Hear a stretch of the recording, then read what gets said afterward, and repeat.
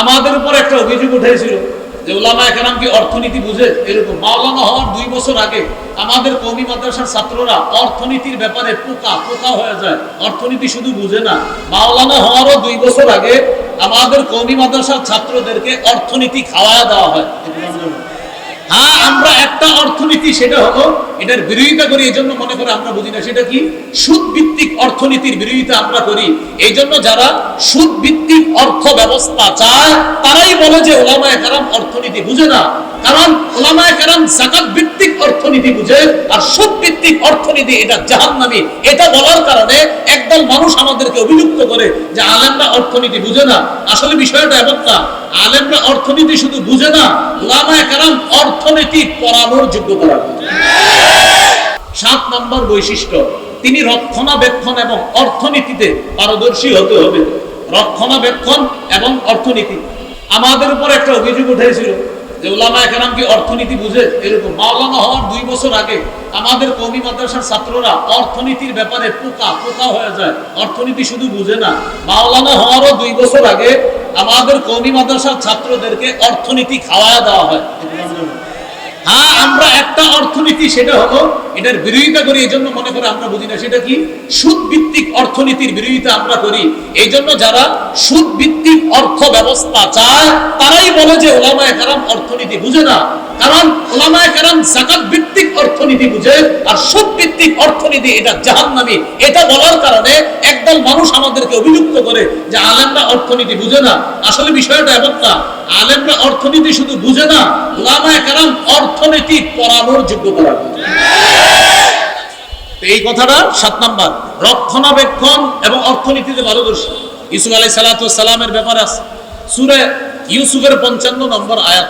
ইউসুফ নবী যখন দেখলেন যে এই দেশে যদি খাদ্য ভাণ্ডারের দায়িত্ব আমি না নেই তাহলে জালেমরা খাবার শেষ করে ফেলবে, ইউসুফ নবী নিজেই দায়িত্ব চেয়ে নিলেন। ইজআলনি আলা খাজাইনিল আরদ, আমাকে খাদ্য ভাণ্ডারের দায়িত্ব দেন। ইউসুফ নবী বললেন, এখান থেকে একটা বিষয় বুঝে আসে, বুখারীতে আছে লা তাসআলি ইমারা, দায়িত্ব চেয়ে নিও না।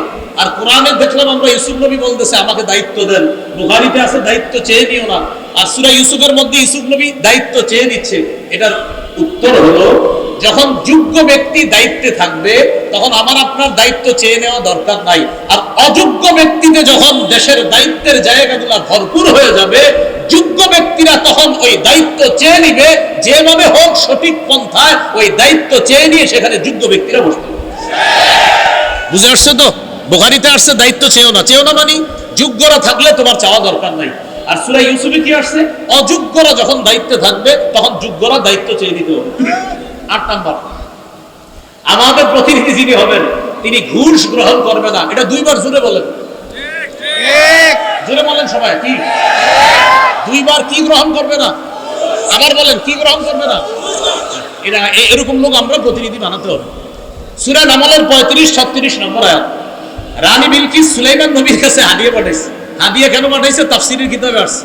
রানীর উদ্দেশ্য হলো, সুলাইমান নবী যদি হাদিয়া পাওয়ার পর চিন্তা করে এত কিছু দিল, যাক এই মহিলারা আর কিছু বলবো না।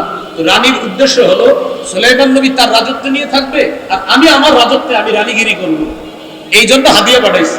সূরা নামলের 35-36 নম্বর আয়াতে আছে। তো রানীর ওই কথাগুলো সেখানে আছে, দেখবেন খুব সুন্দরভাবে।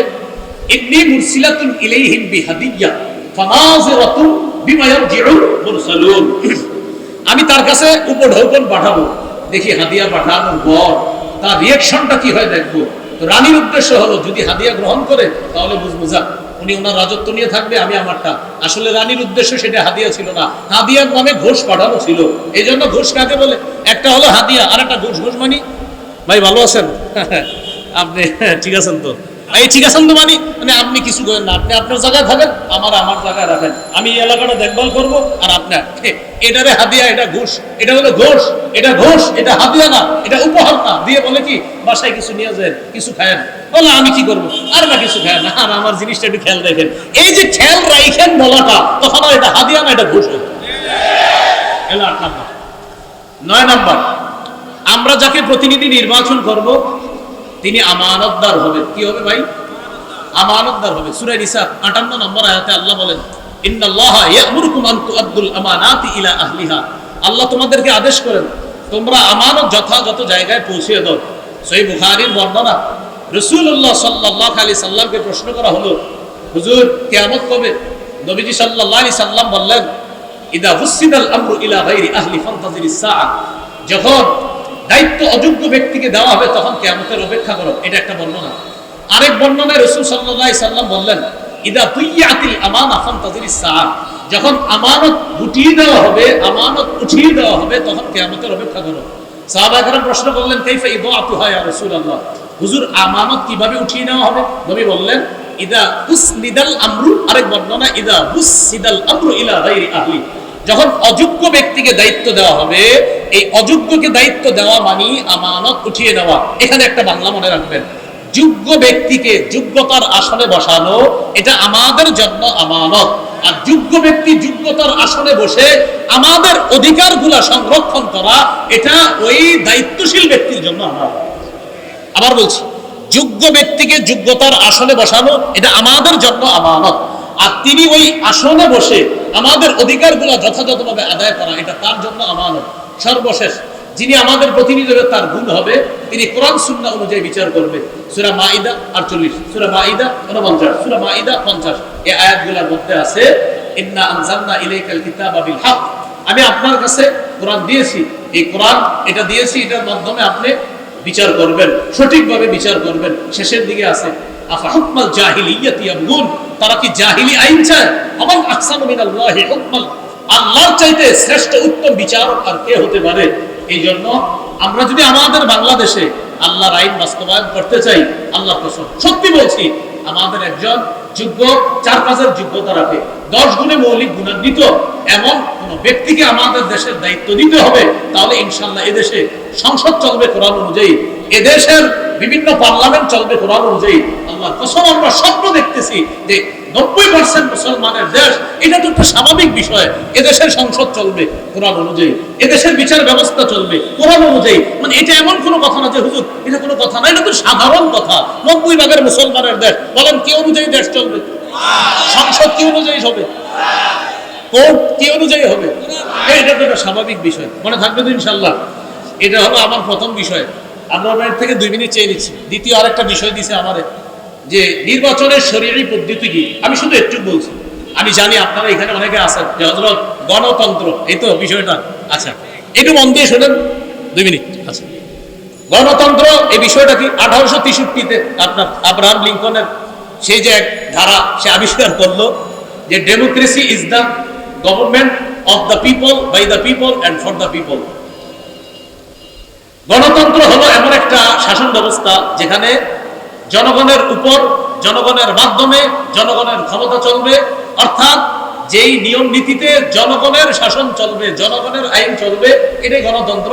সেখানে গণতন্ত্রের দেশের মালিক হবে জনগণ, আর তারা আইন করবে। আর আমরা বলি রাষ্ট্র, এটার মালিক হলো আল্লাহ। অনেকের গেঞ্জির পিছনে লেখা আছে people are source of all power, জনগণ সকল ক্ষমতার উৎস। নাউজুবিল্লাহ, জোরে বলি, সকল ক্ষমতার উৎস কে? আল্লাহ। এটা প্রথম কথা। তাহলে গণতন্ত্র এটা তারা বললো, এটা হলো একটা বিষয়।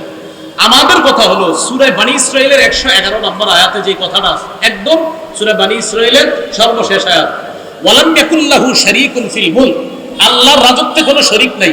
বলেন আল্লাহর রাজত্বে কি নাই? শরীক নাই। দেশের রাজত্ব কার? এই আল্লাহর রাজত্বে কোনো শরীক নাই। এটা ইসলামী আকীদা যে দেশের রাজত্ব হবে এটা আল্লাহর মালিকানা। এটা গণতন্ত্র, এটা মালিক হবে না, এটা আমাদের ইসলামী মূল্যবোধে বিশ্বাসীদের আকীদা। আচ্ছা, সূরা ইউসুফের 40 নম্বর আয়াত আছে, ইনিল হুকমু ইল্লা লিল্লাহ, বিচার ব্যবস্থা শুধুমাত্র আল্লাহর পক্ষ থেকে হবে, আল্লাহই বিধানদাতা, আল্লাহই বিধান করবে। কথা সঠিক, এটা হলো প্রথম কথা। দ্বিতীয় কথা খুব ভালো করে মনে রাখবেন, ইসলামী হুকুম অনুযায়ী গণতন্ত্রের যেই বিধান, এই বিধানকে মানতে হবে। এই বিধান না মানার কোনো সুযোগ নাই। ইসলামী হুকুম অনুযায়ী গণতন্ত্রের পক্ষে কেউ না, কোনো ওলামায়ে কেরাম না। এটা হলো দ্বিতীয় কথা। এবার মূল কথাটা শুনেন। তাহলে হুজুর যেহেতু গণতন্ত্রের পক্ষে না তো কি করব? এখন ওলামায়ে কেরামের মধ্যে 2 দল। একদল বলেন গণতন্ত্রের বর্তমান পদ্ধতিতে দেশে স্বেচ্ছায় অথবা ইচ্ছায়, ইচ্ছা করে হোক স্বেচ্ছায় হোক, মানুষকে বাধ্য করা হচ্ছে এই পদ্ধতিতেই মানুষ যেন তাদের ক্ষমতা প্রতিষ্ঠিত করে, মানুষকে বাধ্য করা হচ্ছে। বাধ্য করার কারণে ওলামায়ে কেরাম আজিমত এবং রুখসতের মাসালার মধ্যে রুখসতটা গ্রহণ করে ওলামায়ে কেরাম চিন্তা করলেন যদি উলামায়ে কেরাম দায়িত্ব না নেয়, নাস্তিকদের হাতে দেশ চলে যাবে। উলামায়ে কেরাম যদি দায়িত্বে না আসে, তাহলে ইসলামী বিরোধী যারা শক্তি আছে তারা এদেশে তাদের শক্তিশালী পাকাভুক্ত হবে। তখন উলামায়ে কেরামের মধ্যে একদল বলেন, সুতরাং নাস্তিক্যবাদী শক্তিকে রহিত করার জন্য এই পদ্ধতিতে জনগণের অংশগ্রহণ গ্রহণ করা আবশ্যক। এটা একদলের অভিমত। আরেকদল বলেন জায়েজ। একদল বলছে আবশ্যক, আরেকদল বলছে এটা জায়েজ। এই পদ্ধতিতে অংশগ্রহণ করে নাস্তিক্যবাদের বিরোধিতা করা এবং আল্লাহর হুকুম পৃথিবীতে প্রতিষ্ঠিত করার জন্য চেষ্টা করা। মানে আমি জানতে চাই, আমাদের আবরার ভাই এখানে আছে, আপনার তো এই নিয়তে আছে নাকি অন্য কোনো নিয়ত? আমাদের আবরার ভাই মাশাআল্লাহ ইনশাআল্লাহ সিলেটের এমপি হবে, আল্লাহ কবুল করেন। যাই হোক, আবরার ভাইয়ের সাথে আমার ভালো পার্সোনাল সম্পর্ক, একটু মধুর, এই জন্য একটু হাসাহাসি করলাম। আপনারা আবার দোয়া করেন, অন্তর থেকে দোয়া করেন, আল্লাহ তৌফিক দান করেন। এখন এই পদ্ধতিতে জনগণ অংশগ্রহণ করবে, করার পর এখানে মনে রাখতে হবে চারটা কথা। বলেন, সাক্ষ্য, সুপারিশ, প্রতিনিধি, আমানত। সাক্ষ্য, সুপারিশ, প্রতিনিধি নির্বাচন, উকিল নির্বাচন, আমানত। এই চারটা কথা। এবার বলেন, ভোট মানে হলো সাক্ষ্য দেওয়া, সুপারিশ করা, উকিল নিযুক্ত করা, আমানত রক্ষা করা। আপনি যে কারো পক্ষে আপনি একটা কথা বলতেছেন যে আমি অমুককে প্রতিনিধি বানাবো, এই প্রতিনিধি বানানোর অর্থ হলো এক নম্বর আপনি তার পক্ষে সাক্ষী দিতেছেন, আপনি তার পক্ষে সাক্ষী দিতেছেন। এই সাক্ষী আপনি তার পক্ষে এটা যে দিতেছেন, এটা বুঝে শুনে আপনি তার পক্ষে সাক্ষী দিতে হবে। এটা হলো এক নম্বর কথা। তো এই যে দ্বিতীয় নম্বর কথা, সুপারিশ করা, সূরা নিসার 85 নম্বর আয়াতে আছে, মাইয়াশফা শাফাআতান হাসানা ইয়াকুল লাহু নাসিবুম মিনহা। যে সঠিক ব্যাপারে সুপারিশ করবে, সুন্দর সুপারিশ করবে, এটা সওয়াব সে পাবে। ওমাইয়াশফা শাফাআতান সাইয়্যিআ, আর যে ব্যক্তি খারাপ ব্যাপারে সুপারিশ করবে, ইয়াকুল লাহু কিফলুম মিনহা, সে এটার গুনাহের অংশ পাবে। এবার বুঝেন, একজন আল্লাহওয়ালা ব্যক্তি আর একজন খারাপ ব্যক্তি, একজন তাকওয়াবান মানুষ, তাকেও চাইলে আমি নির্বাচন করতে পারি, আর একজন খারাপ মানুষ, তাকেও নির্বাচন করতে পারি। এই আল্লাহওয়ালা মানুষকে আমি তার পক্ষে কথা বলা মানে হলো ভালো কাজের সুপারিশ করা, খারাপ মানুষের পক্ষে কথা বলা মানে খারাপ কাজে সুপারিশ করা। খারাপ কাজে যদি সুপারিশ করি, কিয়ামতের ময়দানে আল্লাহর কাছে আমাকে দাঁড়াতে হবে। তাহলে এক নাম্বার সাক্ষ্য দেওয়া, আমি সাক্ষ্য দিচ্ছি। দুই নাম্বার আমি সুপারিশ করতেছি। তিন নাম্বার আমি উকিল নিযুক্ত করতেছি, প্রতিনিধি নিযুক্ত করতেছি আমার পক্ষ থেকে। আমরা যাকে দায়িত্বশীল বানাবো তিনি আমাদের পক্ষ থেকে ওকালতি করবে, আমাদের প্রতিনিধিত্ব করবে। চার নাম্বার আমানত। এটা একটা আমানত প্রিয় ভাইরা, এই আমানত যেন অপাত্রে না পড়ে। আর মুফতি শফি রহমতুল্লাহ আলাইহি লেখছেন তিনটা, সাক্ষ্য, সুপারিশ আর হলো প্রতিনিধিত্বের অথরিটি প্রদান করা। এই তিন ক্ষেত্রে মুসলমান বুঝে শুনে পা বাড়াতে হবে। আমি আপনি আগামীতে এই তিনটি বিষয় মাথায় রাখবো, যে আমি কিন্তু কারো পক্ষে হয়তো সাক্ষী দিতে হবে, আমি কারো পক্ষে সুপারিশ করতে হবে, আমি জনগণের জন্য কাউকে প্রতিনিধি নিযুক্ত করতে হবে। আল্লাহ, আমার সাক্ষ্যটা যেন অন্যায়ের পক্ষে না হয়, আমার সুপারিশ যেন অন্যায়ের পক্ষে না হয়, আমি যাকে প্রতিনিধি বানাবো তিনি যেন কোনো খারাপ মানুষ না হয়। প্রিয় ভাইয়েরা, এই তিনটা কথা আরো প্রত্যেকে 10 জনকে জানায় দিবেন যে আগামীতে তিনটা কথা মাথায় রাখবা। আমি যার পক্ষে সুপারিশ করব, আমি যার পক্ষে সুপারিশ করব তিনি ভালো মানুষ হয়, আমি যার পক্ষে সাক্ষ্য দিব তিনি যেন ভালো মানুষ হয়, আমি যাকে প্রতিনিধি বানাবো তিনি যেন ভালো মানুষ হয়। এই কথাটা পরিবারে আলোচনা করবেন, সারা দেশে আলোচনা করবেন, আরো 10 জনকে জানায় দিবেন, শোনো তুমি কিন্তু সাক্ষ্য দিচ্ছ, এটা ভালোর পক্ষে দিতে হবে। শোনো তুমি সুপারিশ করতেছো, ভালোর পক্ষে সুপারিশ করতে হবে। শোনো তুমি কিন্তু প্রতিনিধি নির্বাচন করতেছো, এই গরিব মানুষগুলার একজন প্রতিনিধি বানাইতেছো। সাবধান, খারাপ মানুষকে যেন তুমি প্রতিনিধি না বানাও, ভালো মানুষকে তোমার প্রতিনিধি বানাতে হবে।